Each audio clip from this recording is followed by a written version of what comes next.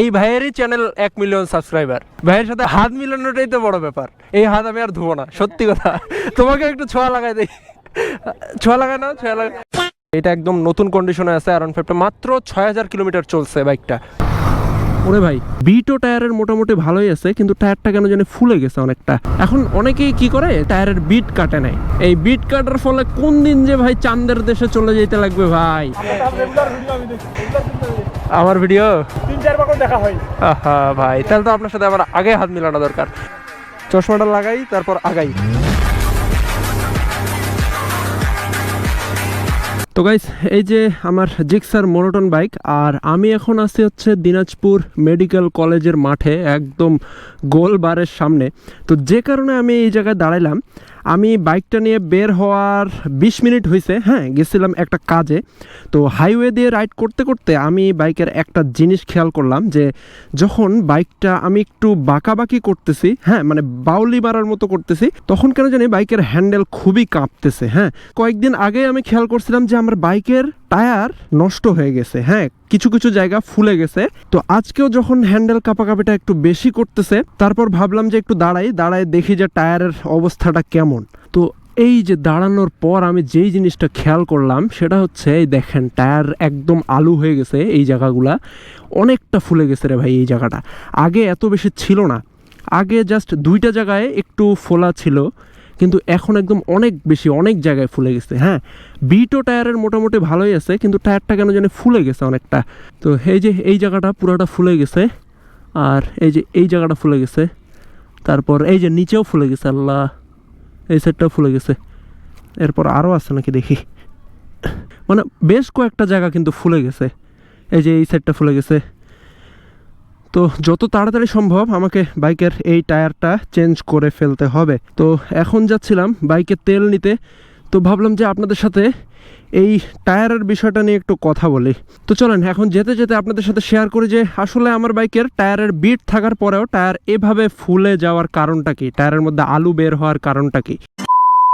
তো এই যে আমার টায়ার যে ফুলে গেছিলো, এটা কয়েকদিন আগেও আমি খেয়াল করছিলাম, ঠিক আছে, কিন্তু আমি অত গুরুত্ব দেইনি। তো বিষয়টা অনেক বড় হয়ে গেছে।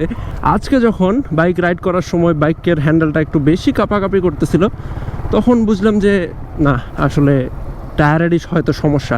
তখন দাঁড়া হয়ে দেখলাম আসলে তো আরও অনেক জায়গায় ফুলে গেছে টায়ার। তো যত শীঘ্রই সম্ভব আমাকে বাইকের টায়ার চেঞ্জ করতে হবে, কয়েকদিনের মধ্যেই চেঞ্জ করে ফেলবো ইনশাল্লাহ। আর আজকের ওয়েদারটারে ভাই জোস, ঠান্ডা ঠান্ডা আবহাওয়া, প্রচুর বাতাস করতেছে। জানি না ভয়েস কেমন আসতেছে এত বাতাসে, যদিও আমার বাইকের স্পিড বেশি নাই, কিন্তু তাও বাতাসের চাপটা অনেক। তো জানি না হেলমেটের ভিতর দিয়ে বাতাস ঢুকতেছে কিনা, কারণ হেলমেটের ভিতর দিয়ে যদি মাইকের মধ্যে বাতাস ঢুকে, তাহলে কিন্তু বাতাসের সাউন্ডটা অনেক বাজে শোনাবে। তো যাই হোক, যেই টপিকের উপর আপনাদের সাথে কথা বলার জন্য বের হয়েছি, সেই টপিক নিয়ে আলোচনা করি। এখন কথা হচ্ছে যে আমার বাইকের টায়ারে বিট মোটামুটি ভালো থাকার পরেও কেন আমার টায়ার এরকম আলু হয়ে গেল, কেন আমার টায়ারের বিভিন্ন জায়গা ফুলে গেল।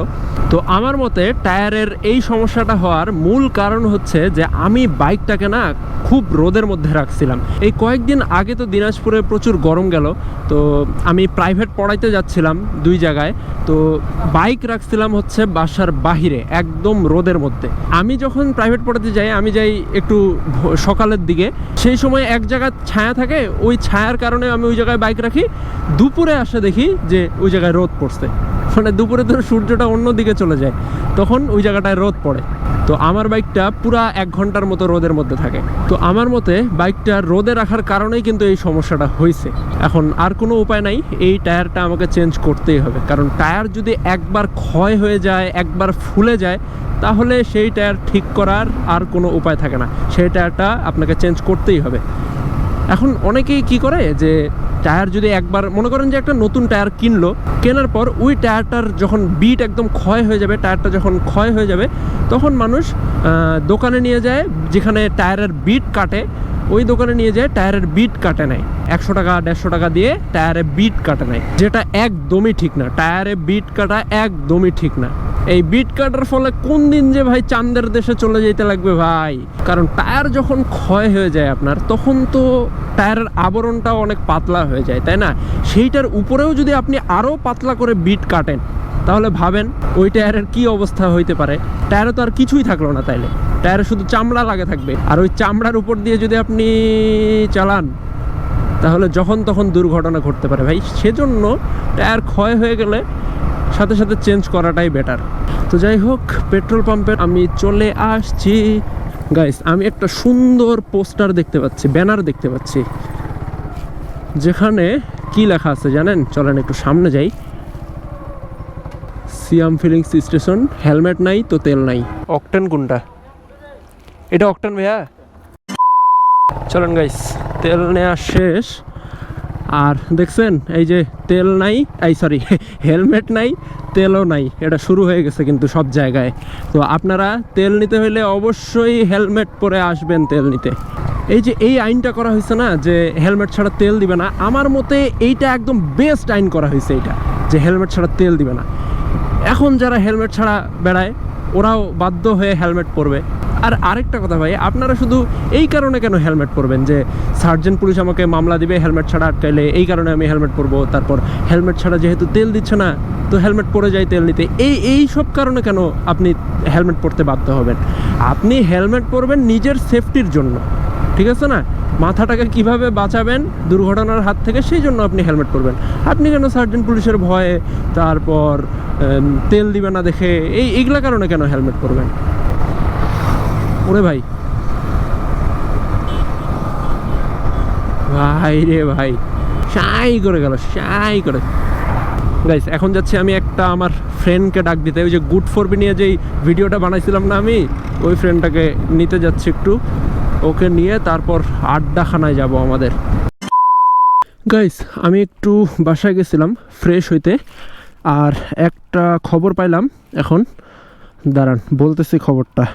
হেলমেটের ভাইজার না লাগায় আপনাদের সাথে কথা বলবো। একটু নয়েজ আসবে, বাতাসের একটু সাউন্ড আসবে, আশেপাশের গাড়ি ঘোড়ার একটু সাউন্ড আসবে, কিন্তু ভাই হেলমেটটা পরে গরম করতেছে, তো সেজন্য হেলমেটের ভাইজার লাগাবো না। একটা সানগ্লাস পরছি আর ভাইজারটা খোলা রাখছি। তো এখন খবরটা কি খবর পাইলাম জানেন? যখনই আমি বাসায় ঢুকলাম তখনই এক ভাই আমাকে, ঠাকুরগাঁয়ের এক ভাই ফোন দিছিল, দিয়ে বলতেছে যে উনি নাকি দিনাজপুরে আসতেছে। দাঁড়ান, ফ্রেন্ডটাকে আগে উঠাই নেই। আজকে বের এখানে কেন? তো গাইস, এখন কাহিনীটা বলে আপনাদেরকে, যে ওই ভাইয়ের সাথে একটু পরিচয় করে দেই। ওই ভাই হচ্ছে ঠাকুরগাঁয়ে বাসা। ওই ভাইয়ের একটা ইউটিউব চ্যানেল আছে, ইসলামিক বিষয়ক ভিডিও বানায় ওই চ্যানেলে। তো ওই ভাইয়ের চ্যানেলের সাবস্ক্রাইবার্স হচ্ছে আপনার 1 মিলিয়ন, ঠিক আছে? 1 মিলিয়ন সাবস্ক্রাইব চ্যানেলের ওনার উনি। তো উনি আসতেছে আজকে আমাদের দিনাজপুর বড় মাঠে, একটু দেখা করতে যাব। উনি ফোন করে আমাকে বললো যে রেডি থাকিয়েন ভাই, আমি দিনাজপুরে তো যাচ্ছি, বড় মাঠে দেখা হবে। তো মূলত ওনার সাথেই এখন দেখাটা করতে যাচ্ছি। তো গাইস, বড় মাঠের কাছাকাছি চলে আসছি। এখন চলেন একবারে ওই ভাইদের সাথে দেখা সাক্ষাৎ করা যাক। হ্যাঁ, গাড়ি থাকলে মডিফাই করতে মনাবেই। চশমাটা লাগাই, তারপর আগাই। এই যে এই ক্লাচ রিলিজারের কথাটা বলতেছো, হ্যাঁ, ওটা নতুন এসএফটা লাগালে অনেক স্মুথ হয়ে যাবে। চলেন চলেন, ওই ভাই আসছে ঠাকুরগাঁ থেকে, দেখা করে আসি। উনিও ইউটিউব চ্যানেল চালায়, সাবস্ক্রাইবার হচ্ছে 1 মিলিয়ন।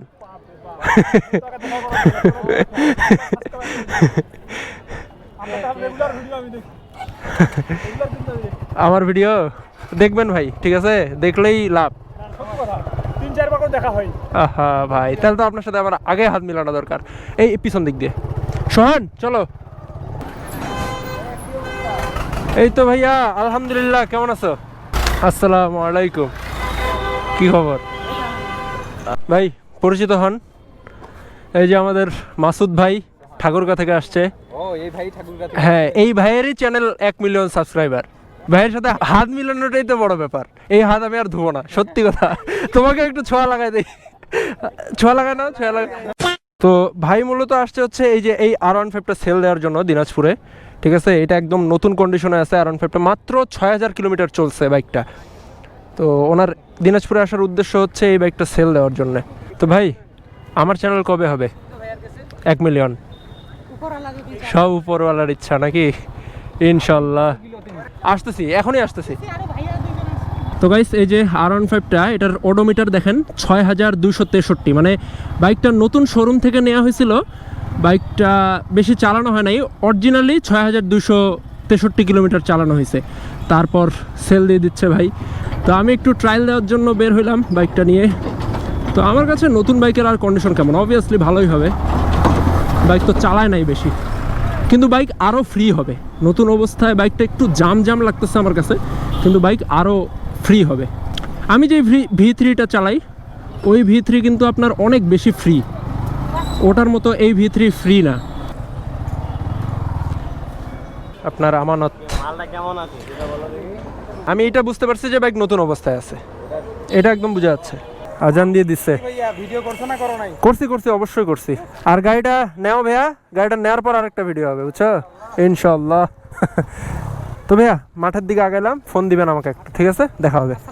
ওয়ালাইকুম আসসালাম।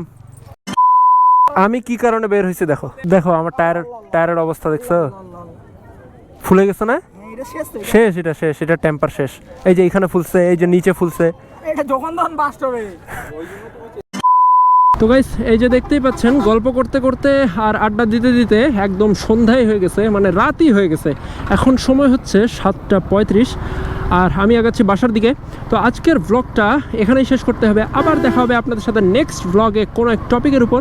তো ততদিন সবাই ভালো থাকবেন, সুস্থ থাকবেন, আর অবশ্যই সেফটি রাইড করবেন। আল্লাহ হাফেজ, টাটা।